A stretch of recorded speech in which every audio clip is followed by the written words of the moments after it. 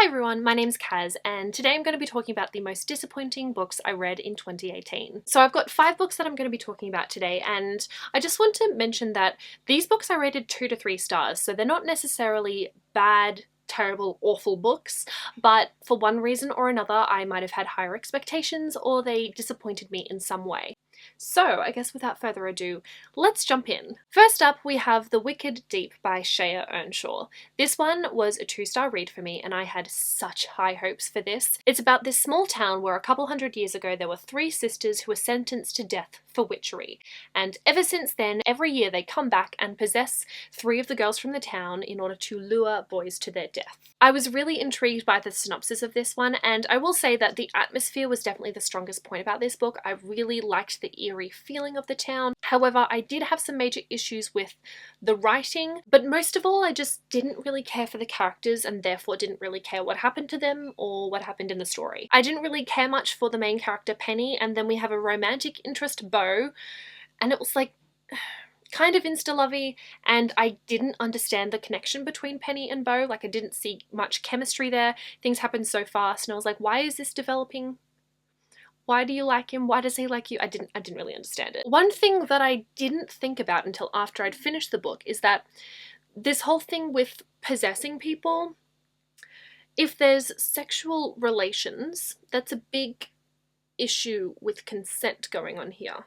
Because, like, I don't think the girls have any memory of what happened after the fact, but just, that makes me uncomfortable. I don't know, I just expected so much more from it. I really wanted to love it, but I just didn't care for anything or anyone, so it was a bit of a flop. City of Lies by Sam Hawke. This one was a 2.5 star rating from me. I read this for my book club a few months ago and I was so intrigued because the synopsis really hooked me in. We have 2 different perspectives. We have Joven and Kalina. These are brother and sister. Joven has a really close friendship with who?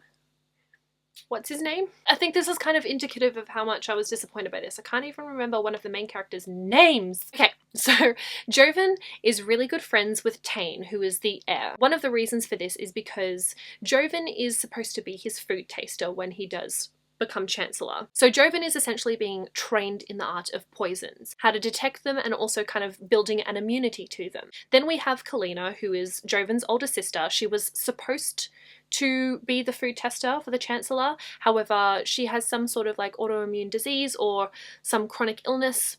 Not 100% sure, it's not actually fully described in the book, which means that she's not healthy enough to fulfill this role. So instead, she's kind of like a bit of a spy. Then something happens. The Chancellor and Joven's uncle, the previous food taster, are poisoned and they both die. So we have the mystery of who was responsible and why, and also an impending war. I had quite a few issues with this. First of all, I think I would have preferred things if it was restructured with the characters. Like, I didn't care too much for Joven as a character. I was really intrigued by Kalina in the last half of the story. The first half she didn't really do too much. It wasn't until the last half that she was becoming more of an active character and I started to really like her then.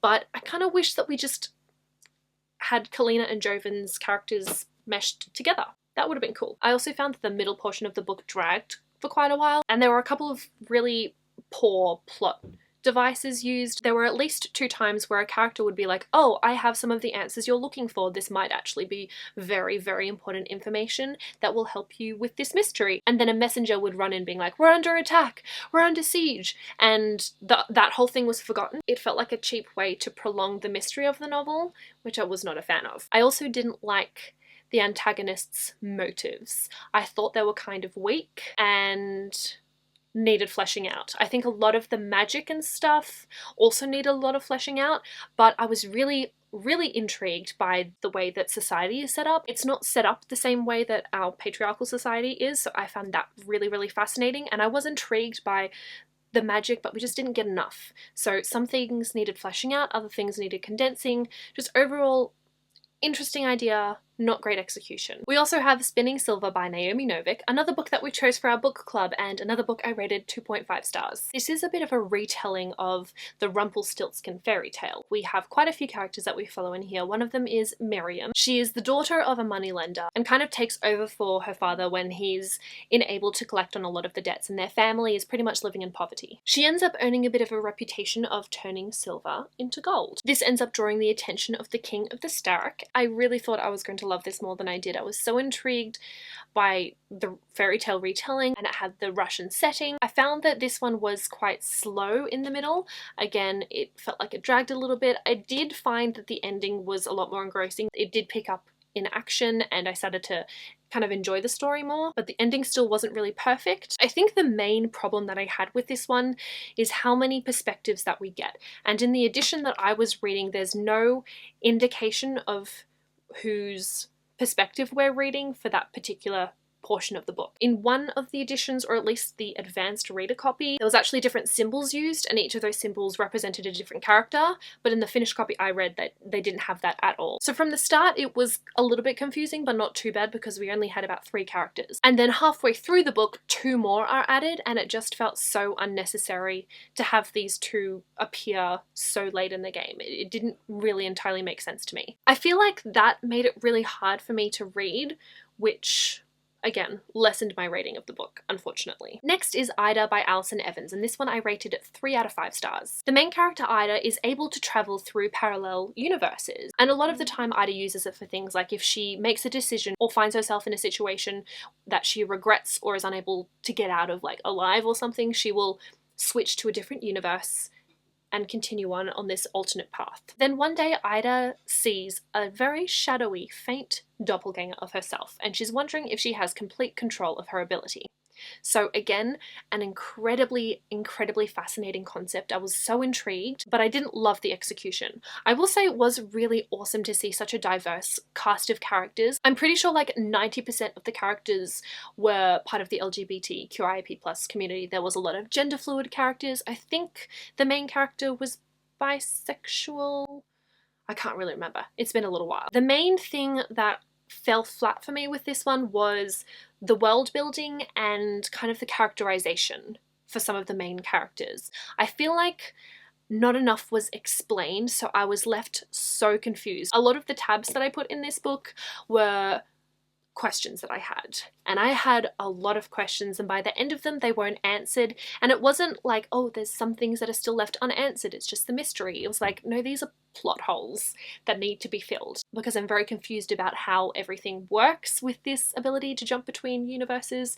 It just, some things ended up not making sense. So overall, such a cool concept, but I was just so confused. The last book I'm going to be talking about is Ace of Shades by Amanda Foody. So this one I rated like 3 to 3.5 stars, I think. I did enjoy this, but it just didn't reach my expectations. I thought I was going to love this so much, and again, just not quite there. We have 2 different perspectives. We have N, whose mother goes missing, and in order to find her, N has to travel to the City of Sin. Then we also have Levi Glazier, who lives in the City of Sin, and N's investigations kind of lead her to Levi, and he is basically her only lead. I really liked Levi as a character. N took a while to grow on me. The main issue that I had in terms of the characterization though is that towards the end of the book, when things are really amped up, getting kind of exciting, I found that a lot of the actions from our characters were out of character. Some of the things they did or the reactions they had didn't feel totally believable, which kind of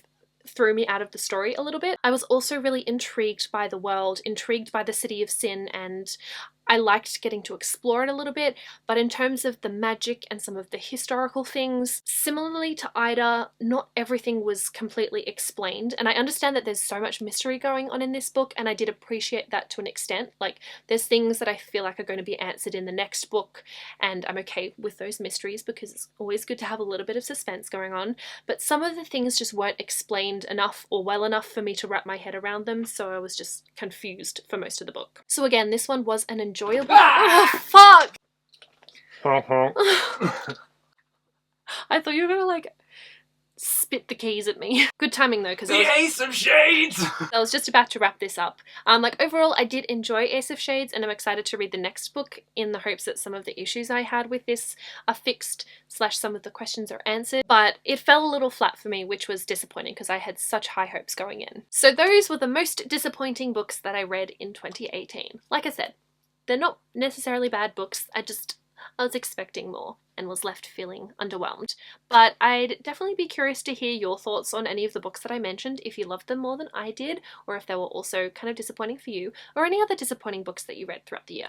Let me know down below. On a more positive note, I have just put up my video of the best books I read in 2018, so I'll leave that linked in the description below.